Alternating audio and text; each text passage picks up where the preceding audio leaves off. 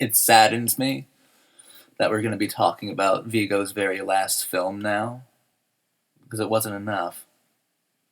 It really wasn't fucking enough. La La Land is easily one of the greatest films ever made, but it shouldn't have been Vigo's last. It really bothers me that it was. The greatest, the saddest, the most tragic loss to cinema is Jean Vigo's death at 29. His his power. I mean, it almost makes me speechless how depressing I feel just thinking that Jean Vigo only got to make one full length film. It feels like a fucking crime. It feels like fucking terror. I really think the only person who enjoys Vigo more than I do was Francois Truffaut. Or at least we enjoyed him the same amount. I feel like kindred spirits with Francois sometimes. Especially when I think about the movies that mean a lot to both of us, but especially Vigo. We both got that perfect anarchy from it. Once an anarchist, always an anarchist. Well, right. But La Talente is Snow Globe cinema. One of the greatest directors that ever lived, Jean Vigo takes a normal, even banal story of newlyweds starting life together aboard a barge and does something fascinating with it. He tampers with the foundation, the story's sense of security, and makes waves of the waters, the mode of transportation used by the newlyweds to reach the pinnacle of their arcs, the root of the heart. Vigo takes the barge and he makes a snow globe out of it. He shakes it up out of curiosity in most instances, and on occasion out of boredom. A seemingly mundane tale is often cast into lightly surrealist motifs. A spontaneous sequence of raw passion makes a loveless tryst carnal and full of flesh.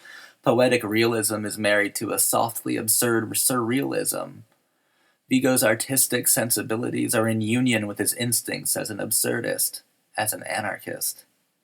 La Talente is the most incredible and most completely beautiful film ever made by anyone, at any time, anywhere. At least that's how I feel when I'm actually watching it. When I'm actually watching La Talente, no other film exists. None. Poetry in motion, a romance that can only be admired through the looking glass of a dying young artist, the son of an infamous dead anarchist. Jean Vigo was the prophet of pure cinema. To say that La Talente is an anarchist's take on love would be an almost wonderful way to describe it, but Jean Vigo is not merely an anarchist by sensibility. His vision oozed freedom, and his films still radiate with adventure and passion. Images leap from the screen to dance in your living room, to the beat of a hungry drum. The minuet does the impossible. Vigo was the greatest artist to have ever held a camera.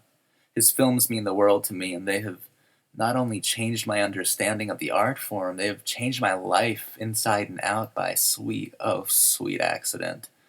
What I must first discuss in La Talente is the film's magnificent heart and kindness. It is full of passion, of an intimacy made possible through improvisation and free creative wonder. The wonder.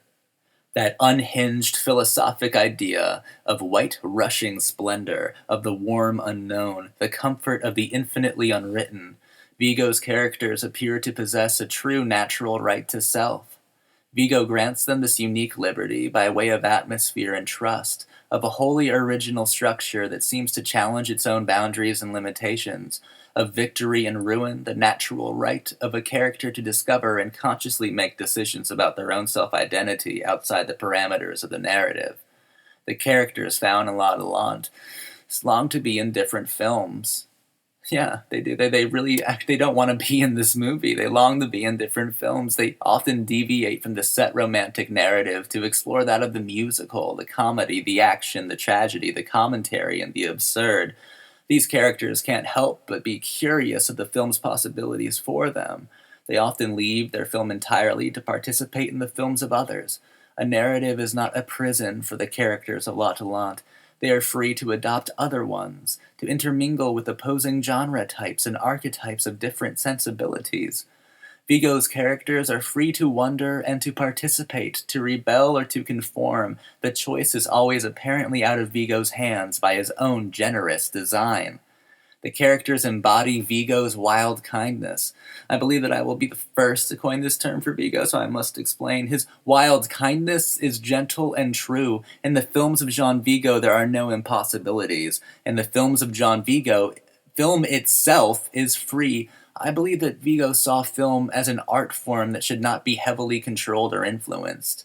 I believe that Vigo saw this kind of directing as a method of prodding and considered it to be completely unnatural. The idea of forcing a naturally wild art form to behave is something I think Vigo saw as repugnant and very shallow. I think Vigo believed very much in mischief.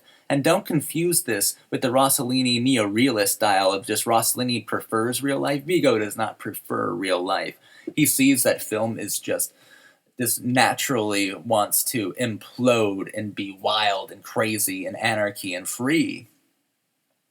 So Vigo helps film do that. Celluloid itself was afforded the right of Vigo's wild kindness. His films were allowed to deconstruct themselves. With a lot of help from Vigo, L'Atalante was given the right to question itself. It was allowed to change at random, differ in tone on whims of spontaneity, and even false rebellion. Vigo's films were allowed to be in the wrong. They were allowed to be misguided at times. They were allowed to be alive and beautifully, tragically flawed. By way of wild kindness, L'Atalante was allowed to be truly free and truly alive. There is a sad reality behind the lens. Jean Vigo was dying. The weather conditions under which L'Atalante was made led directly to his death at 29 of tuberculosis. The death of Jean Vigo on October 5th, 1934 remains the greatest loss in the history of film. His tortured production of L'Atalante remains the greatest testament to a filmmaker's passion, a determination rivaled only by Clark Gable's tragic heroism in John Huston's 1961 feature, The Misfits. What Vigo accomplished in his tragically short career is among the most astonishing efforts set forth by any artist of any medium, living or dead. I said it earlier, and I'll say it again. Jean Vigo was one of the greatest directors the world has ever seen. His wild kindness is evidence alone of his peculiar mastery and total genius. His wild kindness is a theoretical impossibility, and yet Vigo implements it effortlessly. His film embodies that all-too-American perspective of symbolic interactionism. L'Atalante both affirms it and turns the new theory on its head. Using a sociological concept to propel his fictitious dreamscape, L'Atalante seems to unfold accidentally, albeit naturally, spitefully, and, laughably politically by nature or conscious decision rather than design or by script. The film's attitude and posture is formed by the character's interactions with it, and vice versa. Symbolic interactionism is fully realized by Vigo's wild anarchism, his wild kindness, his trust in the art form to either come together or break apart on its own accord, given, of course, a few thrusts in the magical correct direction. The characters of L'Atalante all exhibit an erupting and contained ferocity, a dwindling, singing passion. They long for each other and for others. Another fascinating aspect of L'Atalante is its maturity, almost in spite of Vigo's natural childlike wonder. L'Atalante is a wise film. Though Vigo may experiment, L'Atalante maintains a viable maturity throughout. These are the effects of Vigo's vision. Dazzling and awesome, even seemingly impossible. An unlikely and compelling masterpiece. L'Atalante is a film that has been compared many times by many people to another masterpiece of early romantic cinema, F.W. Murnau's Sunrise, A Song of Two Humans.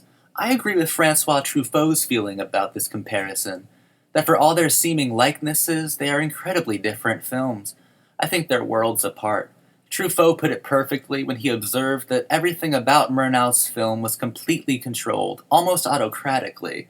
L'Atalante, on the other hand, is pure freedom, almost anarchistically. I also believe that Sunrise is far more melodramatic as well as pragmatic. F.W. Murnau was a brilliant filmmaker, but he was also very much a pragmatist. Even when the characters in Sunrise appear to be free, Murnau treats the scene practically, offering little in the way of analyzation. When Murnau's lovers walk into oncoming traffic, apparently lost in their own private universe, it is still a practical universe that exists regardless of them.